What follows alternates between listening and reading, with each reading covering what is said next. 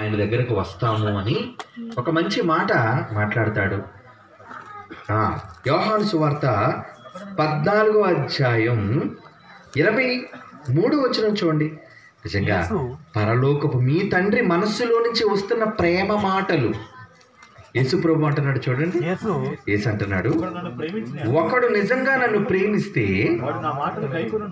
వాడు నా మాట వినాలి. యేసు చెప్పిన మాటలు వినాలి. నిజంగా మరి ఆయన ప్రేమించిన వాళ్ళు ఆయన మాట ప్రకారంగా చేస్తున్నారా? ఈరోజు చూడండి, అమ్మాయి నువ్వు నన్ను ప్రేమిస్తే మీ వాళ్ళందరినీ విడిచిపెట్టి వచ్చేయాలి అంటాడంతే. అప్పుడు అంటే ప్రియుడి కోసం ఏం చేస్తుంది ప్రియురాలు? అప్పటి వరకు కన్నవారిని, కుటుంబీకులను, రక్త సంబంధుల్ని, సొంతూరిని విడిచిపెట్టి వెళ్ళిపోద్దండి ఆ ఒక్కని కోసం.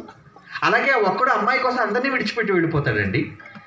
అది వాళ్ళిద్దరి మధ్య ఉన్న ప్రేమ, ఒకరినొకరు విడిచిపెట్టలేని ఉన్నంత ప్రేమ. ఇక్కడ యేసుప్రభు అంటున్నాడు, నన్ను ప్రేమిస్తే నా మాట చొప్పున మీరు చెయ్యాలి. అప్పుడు ఏం చేస్తారట? నా మాట చొప్పున ఒకవేళ మీరు చేస్తే, యేసు చెప్పిన మాటల ప్రకారంగా ఒకవేళ ఎవరు చేసినా అప్పుడట తండ్రి, పరలోకపు తండ్రి మిమ్మల్ని ప్రేమిస్తారట, బాగా ఎక్కువ ప్రేమిస్తారట. ఎప్పుడు ప్రేమిస్తాడు? మీరు కుమారుని యొక్క మాట ప్రకారంగా మీరు చేసినప్పుడు, యేసు ప్రభు మాట ప్రకారంగా మీరు చేసినప్పుడు. విన్నప్పుడు కాదు, అందరూ వింటారు మాటలు, కానీ చెయ్యాలిగా. చేసేవాళ్ళు ఎంతమంది? చెయ్యాలి. అప్పుడట ఏం చేస్తే వాళ్ళు వచ్చేస్తారట? అప్పుడు మేము వాని యొద్దకు వచ్చి వాని యొద్ద నివాసము చేతుం, అంటే మేము వచ్చి వాళ్ళ దగ్గర ఉండిపోతాం అంటున్నారు. చూడండి, ఎవరెవరు వచ్చి ఉండిపోతారట మీ దగ్గర? తండ్రి వచ్చేస్తాడట, కుమారుడు వచ్చేస్తాడట, మీ దగ్గరే ఉంటారట వాళ్ళు. ఏమంటే నిజంగా ఈరోజు మనం ఉండడానికి ఒక చిన్న ఇల్లు కావాలి కదండి, మన కుటుంబం ఉండడానికి. ఆ ఇంటిలో పట్టేవాళ్ళు ఎంతమంది పడితే, డబుల్ బెడ్రూమ్ అనుకోండి 2 కుటుంబాలు ఉండొచ్చు, సింగిల్ బెడ్రూమ్ అనుకోండి ఒకే కుటుంబం ఉండొచ్చు. మరి ఆ ఇంటి సైజును బట్టి, విస్తీర్ణాన్ని బట్టి కొంతమంది 10 మంది పడతారు. కొన్ని పెద్ద పెద్ద ఇల్లులు 50 మంది పడతారు. ఇంకా పెద్ద పెద్ద భవనాలు ఒక 50 మంది 100 మంది వరకు పడుతుంటారు. అంటే వాళ్ళ ఇళ్ళ సైజును బట్టి. ఏమండి, దేవుడు ఎంత పెద్దోడు తెలుసా మీకు? దేవుడు ఎంత పెద్దోడు? నీ దగ్గరికి వచ్చి పడతాడు దేవుడు. దేవుడు నీ ఆకారం ఎంత అని దేవుడిని అడిగితే బైబిల్లో ఆయన చెప్పిన మాట ఏంటో తెలుసా? ఆకాశము నా సింహాసనం. ఇది కూడా నా కుర్చీ ఉంది చూసారా, ఇది ఒక సింహాసనం లాంటిది. ఆకాశం అంటే దేవుడికి ఉన్న ఈ కుర్చీ లాంటిదట. భూమి, మనం అందరం ఉంటున్నామే, ఈ ఖండాలు, మహాసముద్రాలు ఇవన్నీ ఉన్నాయి. ఈ భూమట ఆయన పాదము పెట్టుకునే పీట. అంత పెద్దది ఆయన ఆకారం. ఏమండి, ఈ భూమండలం మీద ఆయన కాలు మోపితే ఇంకా ఆయన ఆకారం ఎంత పెద్దది, ఆయన పడుకునే మంచం ఎంత పెద్దది, ఆయన ఉన్న గదులు ఎంత పెద్దవి, ఆయన ఉన్న లోకం ఇంకెంత పెద్దది ఆలోచించండి. దేవుడు ఎంత పెద్ద ఆకారం. ఈ విశ్వం కూడా పట్టజాలనంత విశ్వరూపం ఆయనది. అంత పెద్ద దేవుడట మీ దగ్గరికి వస్తానంటున్నాడు. మరి చోటు ఉందా మీ దగ్గర?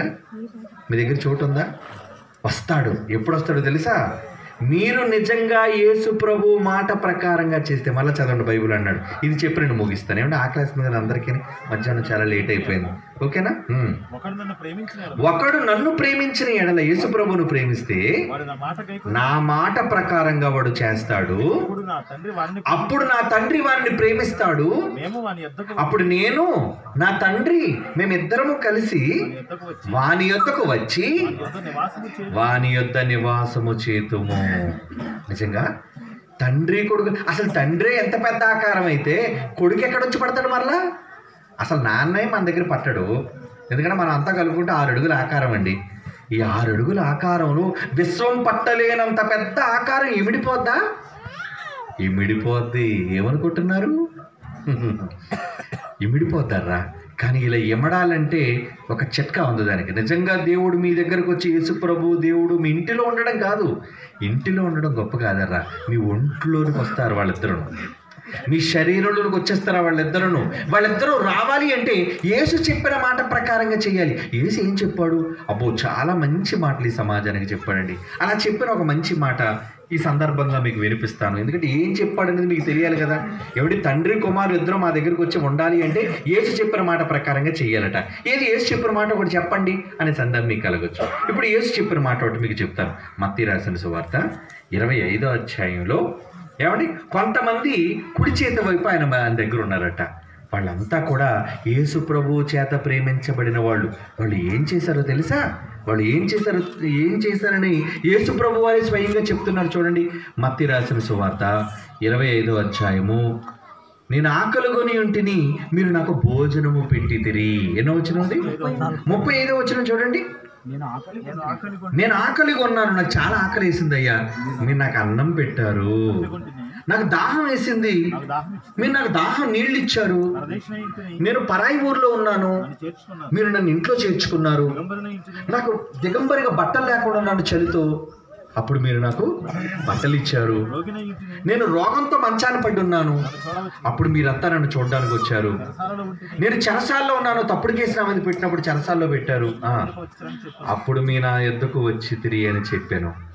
అందుకు మంచివాళ్ళు నీతిమంతులందరూ అడుగుతున్నారట, ప్రభువా, ఎప్పుడయ్యా నువ్వు ఆకలితుంటే మేము అన్నం పెట్టాం, ఎప్పుడు నువ్వు రోగంతో ఉంటే మేము మీకు మందులు ఇచ్చాం, ఎప్పుడు నీకు బట్టలు లేకుండా ఉంటే బట్టలు ఇచ్చాం, ఎప్పుడు పరదేశంగా ఉంటే మా ఇంట్లో చేర్చుకున్నాం అని అడుగుతారట. అప్పుడు యేసు ప్రభు ఏమన్నాడు చూడండి, అందుకు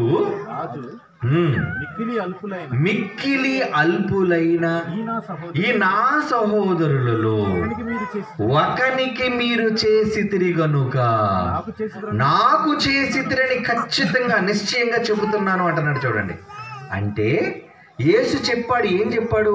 మీరు నాకు మంచినీళ్ళు ఇవ్వాలి, మీరు నాకు అన్నం పెట్టాలి, మీరు నాకు బట్టలు ఇవ్వాలి, అవునా, మీరు నా ఇంట్లో చేర్చుకోవాలి, నేను రోగిగా ఉంటే మీరు నాకు మందులు ఇవ్వాలి. ఇస్తారా మీరు? ఇవ్వాలి అంటే ఎవరికి చేయాలి? యేసు ప్రభువు చేస్తే కాదట, మీ ఎదుటనున్న పొరుగువాడు. అంటే మీ రోడ్డు అంటే వెళితే పాపం నిజంగా కాళ్ళు చేతులు ఇరిగిపోయి పక్కన పాపం అడుక్కుంటున్నాడు, అయ్యా నాకు పని చేయడానికి నా కాళ్ళు చేతులు